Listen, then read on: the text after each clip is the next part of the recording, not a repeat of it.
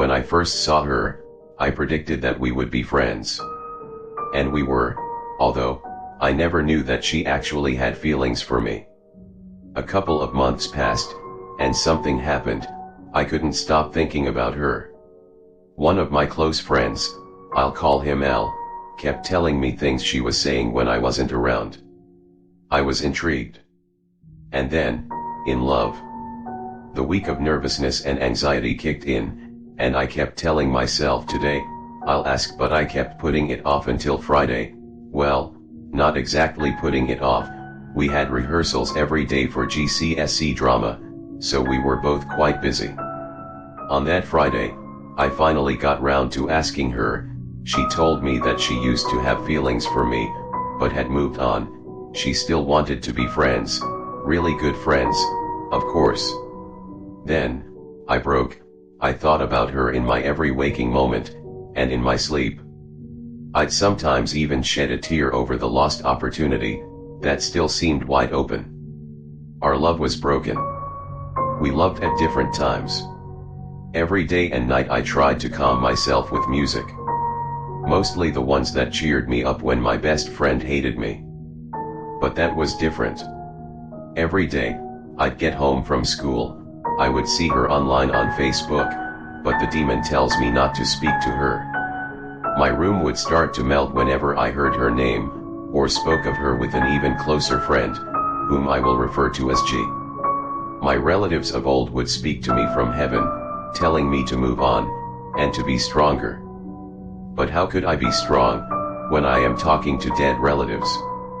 I had an appointment with the master of insanity in my nightmare, and he said that I was very far from sane. I still loved her. I wanted to be with her until death. But her and all the others are long gone, far from my reach. I sat in my bedroom. The day outside was gray, and there was a thick layer of dust everywhere. I hadn't been at school for a long time, and neither had they. I don't remember most of them. I don't remember how old I am, or the name of the village I live in. My name means nothing. I hadn't heard from G in about 3 years. The house, if you could still call it a house, was desolate. Except a table. A table, and a pill, not the others I was taking, which I ran out of over 2 years ago. One single cyanide pill. I took it. My heart stopped, my vision blurred for what seemed like forever. I woke in my bed. Everything was how it was before I asked. I went downstairs, and saw them. My grandparents. The ones I had wanted to meet the most. And, I couldn't believe my eyes. I saw her. As beautiful as she was the day I asked. She told me that all of my friends died in some kind of car wreck. They were all there. L, G, everyone. Even my sister and parents. I realized at last. I was home. And free. Lights went out. The room around me was nothingness. Something was wrong. Only the bones remained of the ones I love. I love nobody. That girl means nothing to me now. All anyone would do to me was neglect me. Shout at me. Hurt me, sometimes. In every way. Until I just snapped. All I ever wanted was love. The rats scurrying around in the pools of mine and others' blood were good company. Also made for a half-decent meal, if I was really hungry. Then one day, it was all screaming, screaming, screaming, screaming. All of them were supposed to stay how I'd left them. Dead. But I quickly found out you could not kill what was already deceased, and when they came for me, banging on the door, a cacophony of moans and shouts, and cries of anguish. Enough. I tried everything to get away. Cyanide. Slitting my wrists, hanging myself. I had tried in every way to kill myself, but all I could feel was immense pain of the death, only to wake up where I started. Alive. So sadly, alive. Nothing can live without a brain. Not even me.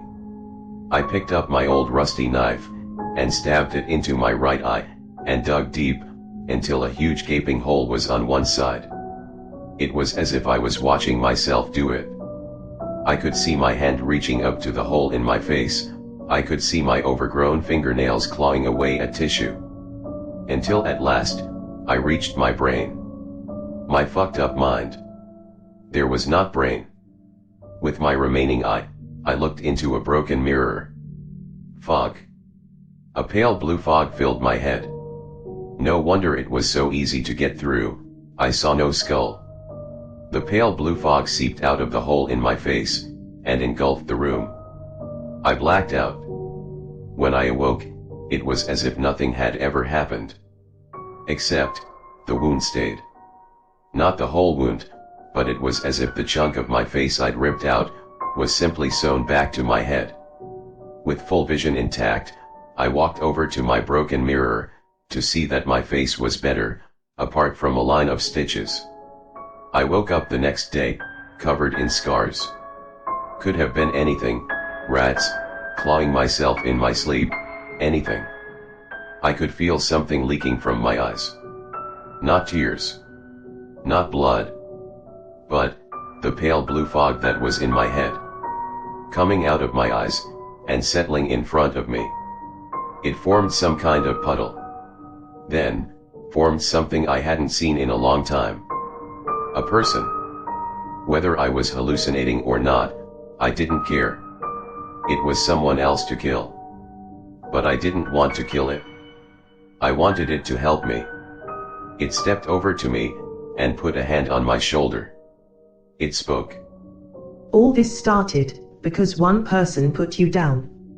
That's not true. It was everyone. All my friends left me. My family knew nothing about me. Acting happy was hard. That was no reason to live like this. Your old house. You haven't changed clothes in God knows how long. You try to kill any living thing you see. I can stop that. Can you kill me? Yes, but I won't do that. I can send you back, though. Before everything, and then you'll know not to do it. Let me do this. Do it. I blacked out, and woke up in my home, my real home. I looked at the date, 2013. The year I asked. My mother came in shouting at me to get up, or I'll be late for school. I arrived at school. I don't remember anything about it, or who my friends are. I do remember her. There was a crowd gathered in a circle, teachers trying to calm everyone. I tried to catch a glimpse of what it was, and it was her. Impaled on a javelin. I ran. I ran out to the field, ran to the caretaker's shed and cried. The pale blue fog came towards me. I saved you. Why are you crying? She was my friend. You killed her. So very pathetic. I might as well do the same to you. But I won't. I'll let you live with this, knowing it's your fault. And, no. You still can't die, sweet dreams. And I was left alone. Crying.